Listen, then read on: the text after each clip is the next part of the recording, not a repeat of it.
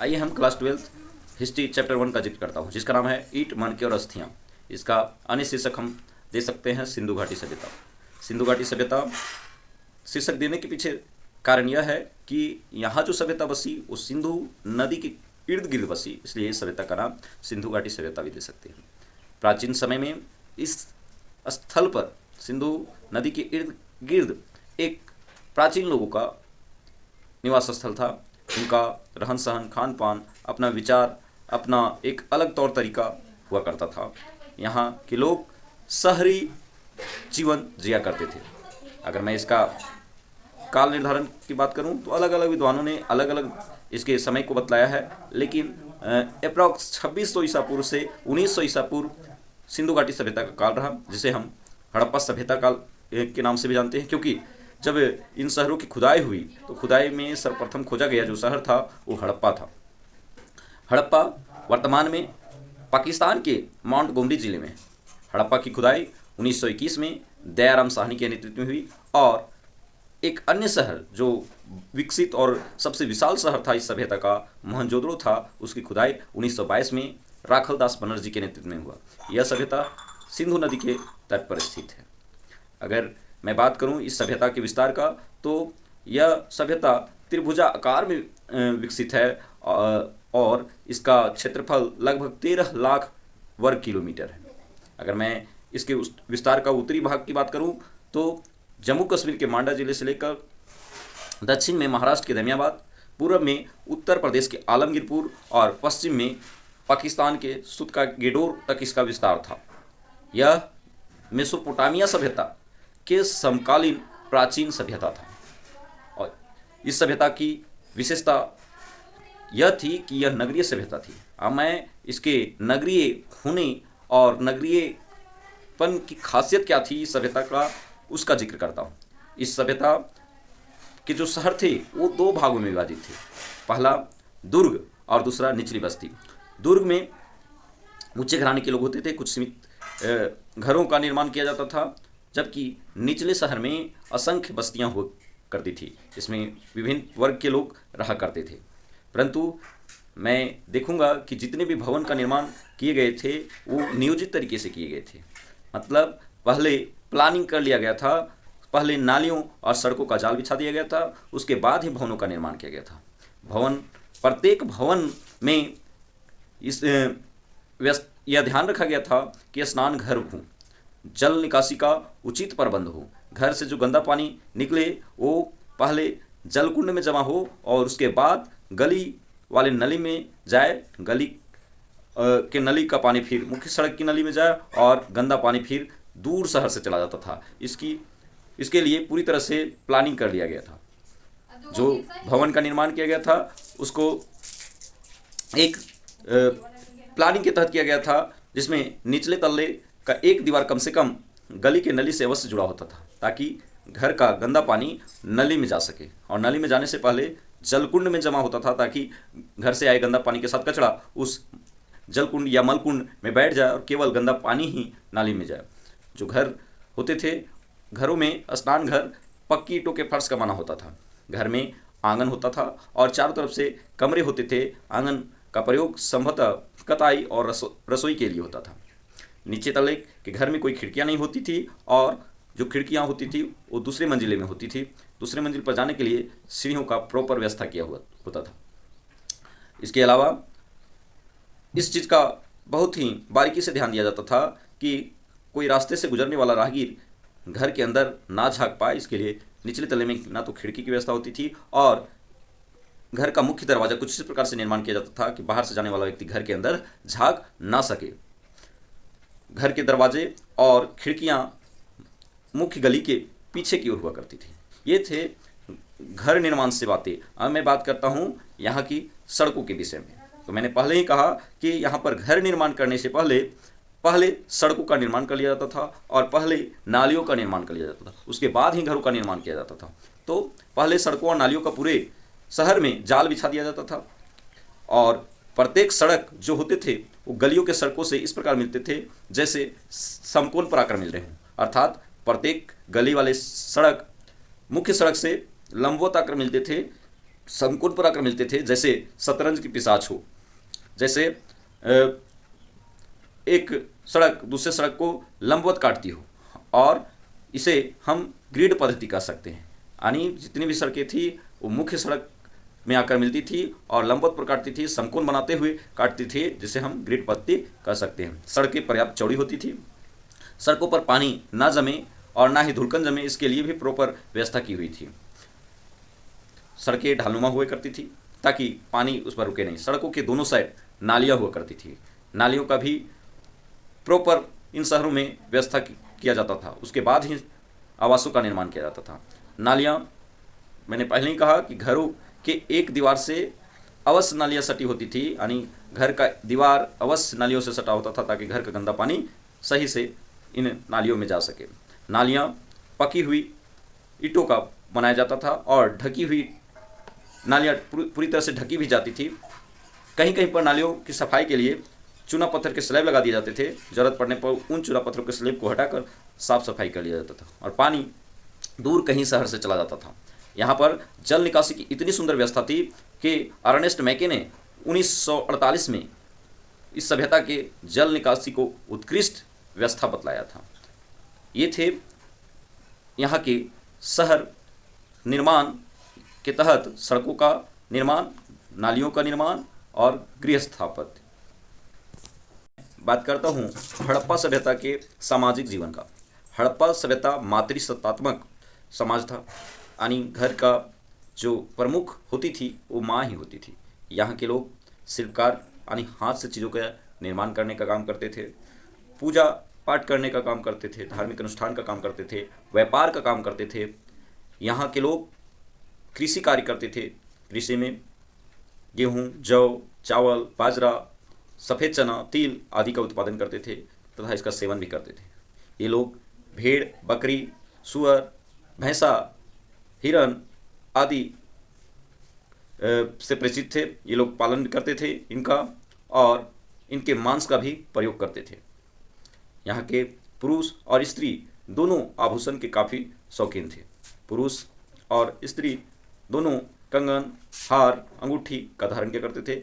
वहीं स्त्रियाँ नूपुर, कमरधनी का प्रयोग करती थी। ये लोग दाढ़ी, पुरुष जो हैं दाढ़ी और बाल रखने के काफ़ी शौकीन थे। यहाँ की औरतें काजल, पाउडर, लिपस्टिक का भी प्रयोग किया करती थी। ये लोग मनोरंजन के लिए पासे का खेल खेला करते थे। तो ये थे यहाँ के लोगों का सामाजिक जीवन।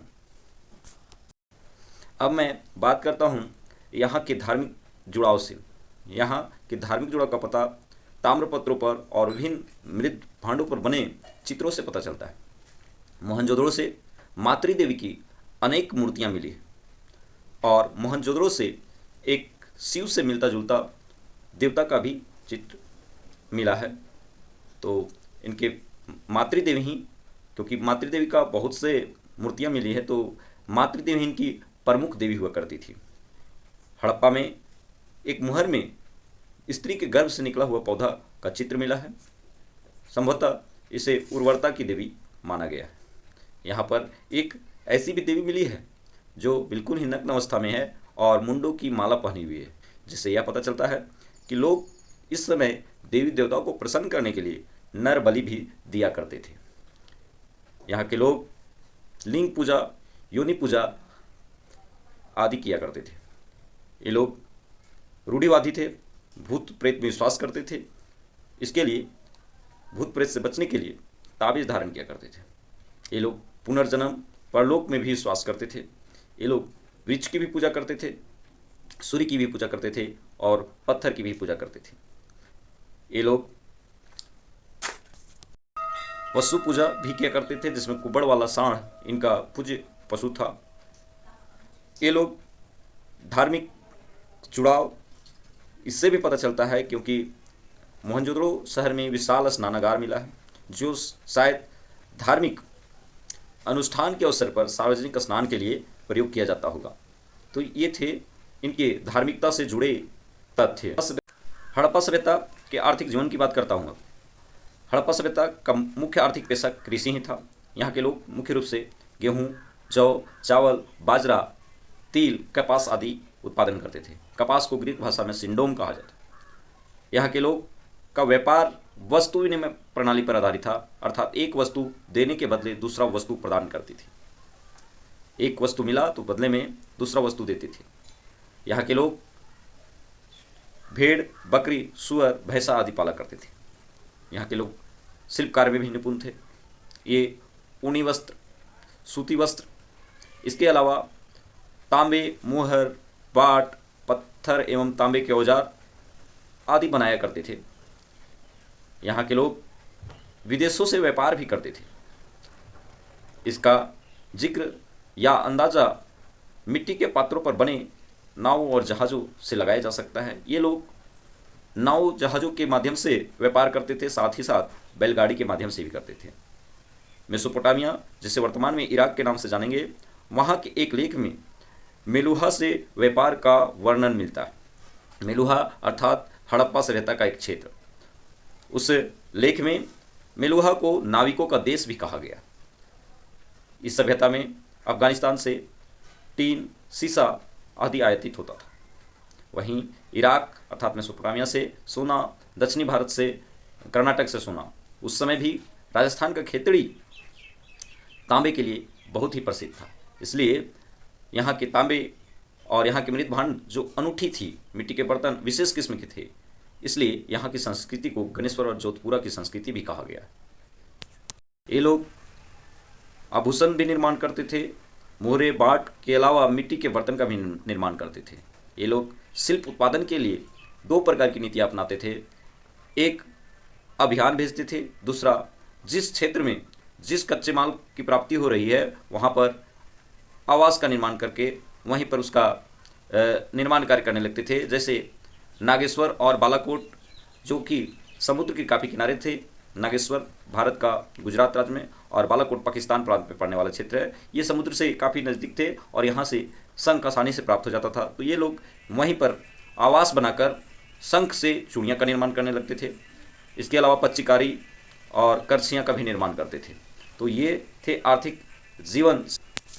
अब मैं बात करता हूँ हड़प्पा सभ्यता के राजनीतिक जीवन का। यहाँ के लोग कोई ना कोई प्रशासनिक शासन ढांचा के अंतर्गत रहते होंगे। यहाँ के लोग जटिल निर्णय लेते होंगे। इसका पता मोहरों, ईंटों, बाटों में एक रूपता से प्रतीत होता है, क्योंकि जहाँ जहाँ भी मोहरे, बाटें मिली है वो एक ही प्रकार की मिली है। और यहाँ पर विशाल माल गोदाम, स्नानागार, नालियाँ, सड़कें, आवास जो बनाए गए हैं, तो इसके लिए मजदूरों का संगठन करना बेहद ज़रूरी होता होगा। तो ऐसे में अनुमान लगाया जाता है कि कोई ना कोई एक राजा हुआ होगा जो विशाल जनसमूह, मजदूर समूह को संगठित करता होगा। यहाँ पर जो भी बाट मिले हैं उसमें काफ़ी एकरूपता है। यहाँ पर मिले ईंटों में भी एकरूपता है। ईंटें जहाँ जहाँ भी मिली हैं, जहाँ जहाँ भी इस सभ्यता की ईंटें हैं, वो एक निश्चित अनुपात में हैं। वो अनुपात है 4:2:1। तो इस आधार पर कह सकते हैं कि कोई ना कोई प्रशासनिक ढांचा या राजा या पुरोहित अवश्य रहा होगा जो पूरे सभ्यता में नियम कानून जटिलता के साथ चलाता होगा। हड़प्पा सभ्यता की लिपि के विषय में कि क्या हड़प्पा सभ्यता के लोगों ने लिपि का आविष्कार किया? तो जी हाँ, हड़प्पा सभ्यता के लोगों ने लिपि का आविष्कार किया, लेकिन यह वर्णमालीय नहीं था, यह चित्रात्मक रूप में था। यह लिपि चित्रात्मक रूप में था।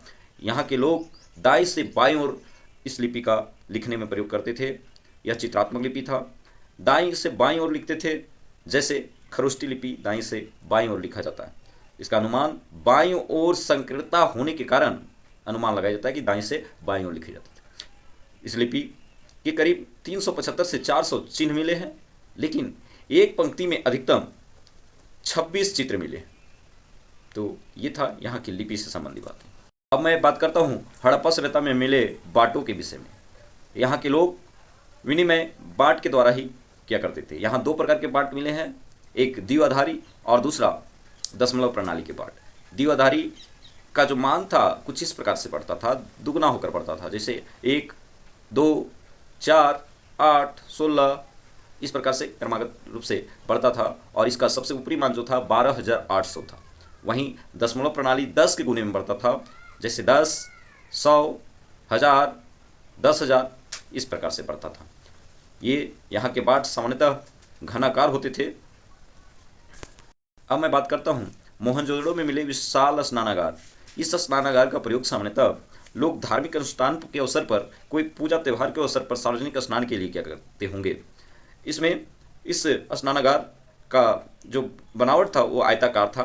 इसमें 3 ओर कमरे हुआ करते थे तथा चारों ओर, कमरे के चारों ओर गलियारा हुआ करते थे।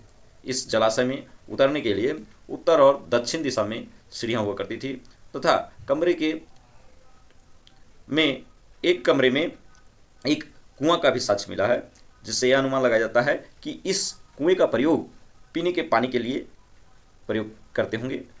दूसरी अन्य कमरों में 4-4 स्नान घर भी बने हुए मिले हैं। उत्तर और दक्षिण, कमरों के उत्तर और दक्षिण दिशा में 4-4 स्नान घर भी बने हुए मिले।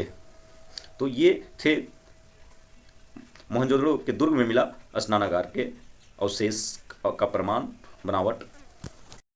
अब मैं जिक्र करता हूँ मनके बनाने की तकनीक को। तो हड़प्पाई लोग मनके बनाने के लिए पहले विभिन्न प्रकार के पत्थर जैसे कार्नेलियन, क्वार्ट्ज, सिलखड़ी, स्फटिक आदि पत्थरों को विभिन्न आकारों में तोड़ते थे।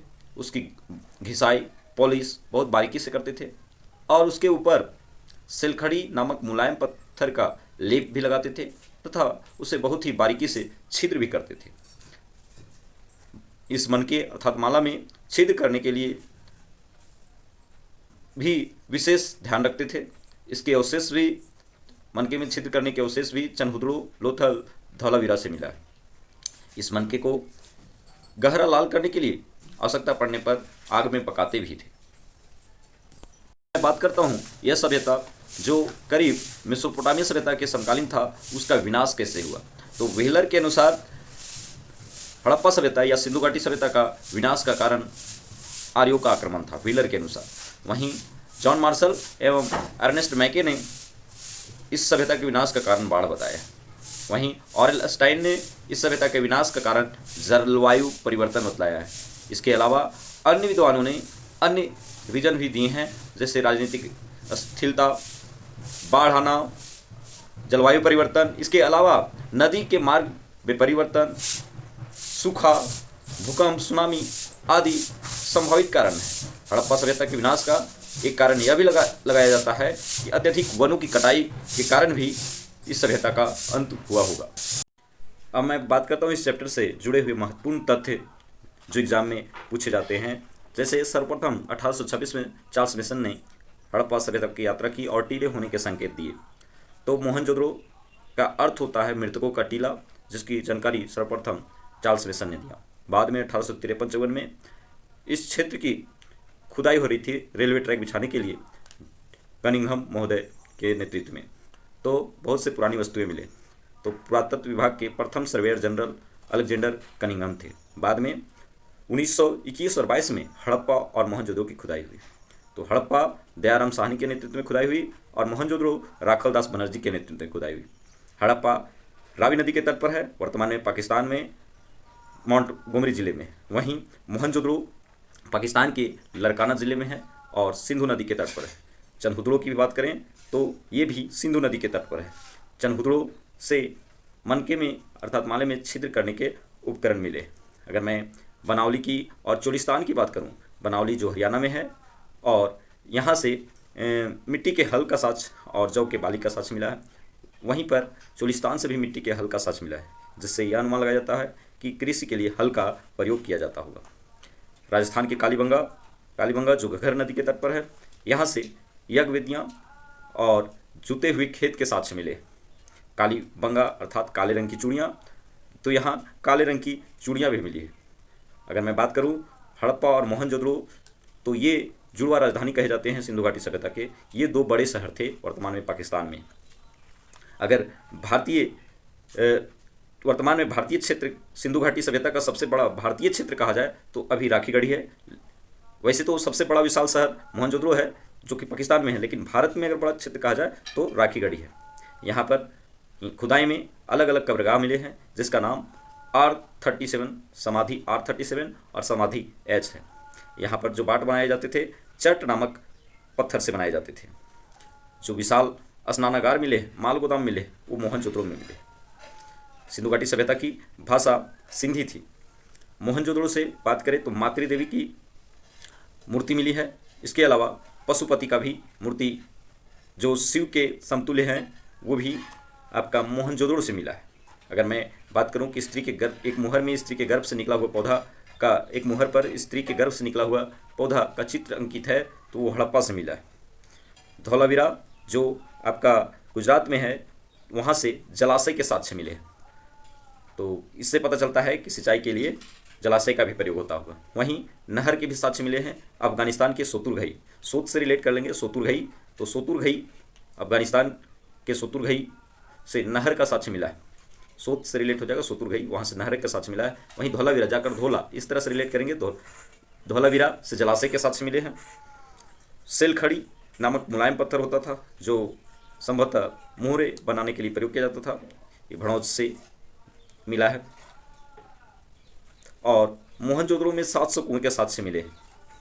जब 1921-22 में जॉन मार्शल के देखरेख में हड़प्पा और मोहनजोदड़ो की खुदाई हुई तो जॉन मार्शल ने 1924 में पूरी दुनिया के सामने यह बात रख दी कि विश्व की प्राचीनतम सभ्यताओं में से एक सिंधु घाटी सभ्यता है। इस बात को एस.एन. राय ने अपनी पुस्तक the story of Indian archaeology में भी रखी है, तो इस पुस्तक को भी याद रखनी है। तो इस कांसे से बने हुई नर्तकी की मूर्ति मोहनजोदड़ो में मिली। राखी गढ़ी में युवक और युवती को साथ में दफनाए जाने का साक्ष्य मिला है, जो वर्तमान में भारतीय हड़प्पा सभ्यता का सबसे बड़ा भारतीय क्षेत्र राखी गढ़ी है। हड़प्पा सभ्यता की बात करूं तो ये कांस्य युगीन थी, टीन और तांबे के मिलाने से कांसा बनता है और यह यहाँ इस सभ्यता के लोग लोहे से अनजान थे, अनभिज्ञ थे। मैके ने हड़प्पा के जल निकासी व्यवस्था को 1948 में सबसे अनूठी व्यवस्था बतलाया। राजस्थान का खेतड़ी आज भी तांबे के लिए प्रसिद्ध है। हड़प्पा सभ्यता की लिपि चित्रात्मक लिपि थी। पशु पूजा में सबसे पूज्य पशु कुबड़ वाला सांड था। इसके अलावा पीपल की भी यहाँ पूजा किया करते थे। हड़प्पावासी 16 के अनुपात वाले बांट का प्रयोग करते थे। यहाँ की लिपि में 4 मूल चिन्ह थे। ये लोग नापने के लिए हाथी के दांत का प्रयोग स्केल के रूप में करते थे। यह हाथी का दांत का स्केल लोथल गुजरात से प्राप्त हुआ। हड़प्पा सभ्यता का एकमात्र बंदरगाह लोथल था। लोथल भोगवा नदी के तट पर है, तो कालीबंगा घगर नदी के तट पर और बनावली रंगोई नदी के तट पर।